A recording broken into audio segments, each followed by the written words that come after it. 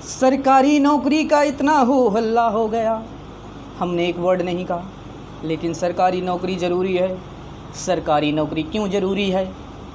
निजीकरण की तमाम बहस के बावजूद सरकारी नौकरी का मोह जाता क्यों नहीं? वजह ये है कि सरकारी नौकरी एक तिलिस्मी चाबी है जो एक निम्न वर्गीय व्यक्ति को समाज के एलीट क्लास में पहुंचाने का रास्ता दिखाती है। सदियों से जो दबे कुचले वंचित गरीब रहे हैं, जिनके बाप बड़े व्यवसायी किसान प्रॉपर्टी होल्डर नहीं हैं, जो बेटे को बड़ी विरासत दे जाएं और कहें बेटा डर मत, मैं हूँ तुम्हारा पूरा भविष्य सिक्योर करने के लिए। सरकारी नौकरी उन लोगों की लाइफ लाइन और जीवन को बेहतर बनाने का मौका है जो जानते हैं कि उनके पास इतनी पूंजी नहीं कि बड़ा व्यवसाय खड़ा कर सके, 4 दुकान किराए पर लगाकर बिना मेहनत कमा खा सकें और इज्जत के साथ ज़िंदगी जी सकें। तो दोस्तों, मेरा उनसे कहना है, सरकारी नौकरी उन लोगों की लाइफ लाइन और जीवन को बेहतर बनाने का मौका है। वो आम आदमी ये जानता है कि अपना अतीत और माता पिता को वो बदल नहीं सकता, पर उसकी मेहनत और सरकारी नौकरी उसकी किस्मत अवश्य बदल सकती है। इसलिए वो हाड़ तोड़ परिश्रम करता है। जिस युवा दौर में उसके साथी महंगी बाइक कार में, सड़क के चौराहों पर, रेस्टोरेंट में लड़कियां घुमा रहे होते हैं, वो इलाहाबाद के 600 से 1000 के कमरे में रात 2 बजे तक अपनी आंखें खराब कर रहे होते हैं। मैकडोनाल्ड, डोमिनोज कौन कहे। सड़क के ढाबे पर खाने के पहले भी वो 2 से 4 बार सोचते हैं कि उसके पिता ये सब खर्च कैसे मैनेज कर रहे होंगे। वो ज़िंदगी का सबसे बड़ा दांव खेलता है जो बड़े बड़े दिग्गजों के बस की बात नहीं होती।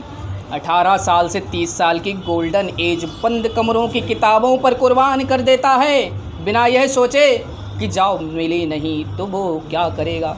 साहब, ज़िंदगी के 18 से 20 साल सिर्फ एक उम्मीद पर झोंक देना मजाक नहीं होता। ऐसा भी नहीं होता कि सब सफल हो जाएं। दहाई और सैकड़ों की संख्या में सीट होती है और लाखों की संख्या में फार्म होते हैं। जनरल, एससी, एसटी और गपले, रिश्वत, कोर्ट का रिस्क होता है। फिर भी वो लड़ता है सिर्फ एक उम्मीद पर कि जॉब मिल जाएगी और लाइफ संवर जाएगी। इसलिए सरकारी नौकरी वालों को दी जाने वाली सैलरी उनके 15 से 20 साल के तब का फल है। उनकी जॉब उनके एलीट क्लास में घुसने का रास्ता है, क्योंकि जॉब मिलते ही वो दोस्त जो नज़रें छुपा कर निकल जाते थे, वो गर्व से बोलते हैं, मेरा दोस्त IAS बन गया, यार काम करवा दो। जिन घरों की दहलीज पर घुस नहीं सकते थे, वहाँ के शादी के रिश्ते आने लगते हैं। जिन्होंने कभी आपके बाप से भी तू कहकर बात की हो, वो आप कहने लगते हैं। साहब, अमीरों को फ़र्क नहीं पड़ता, उनकी लाइफ को बेहतर बनाने के 100 रास्ते वो खुद बना सकते हैं या सरकार या जुगाड़ बना देती है। पर गरीब का क्या है? वो तो ले देकर सरकारी नौकरी को ही अपनी सबसे बड़ी सीढ़ी समझता है। निजीकरण दोस्तों अच्छा हो सकता है, पर क्या वो गरीब को ये सम्मान दे पाएगा? क्या निजीकरण के बाद एक गरीब का बच्चा महंगे कॉलेज से MBBS, MD, इंजीनियर, बड़ा अफसर बन पाएगा?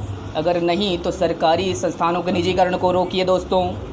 इसलिए नहीं क्योंकि आप गरीब हैं, इसलिए भी क्योंकि आप मिडिल क्लास हैं। और ये निजीकरण एक ऐसी व्यवस्था बनाता है जिससे अमीर और ताकतवर होते जाते हैं और बाकी लोग कमज़ोर पड़ते जाते हैं। भरोसा ना हो तो प्राइवेट मेडिकल कॉलेज की फ़ीस पता कर लीजिए दोस्तों, और अपनी जेब टटोल कर एक बार ज़रूर देखिए कि बच्चे को एडमिशन दिला पाएंगे क्या। जवाब अपने आप मिल जाएगा कि सरकारी संस्थान क्यों ज़रूरी है। तो दोस्तों, आपको हमारा ये वीडियो कैसा लगा? उम्मीद करते हैं कि आपको सरकारी तंत्र समझ में आ गया है। तो भाई राम।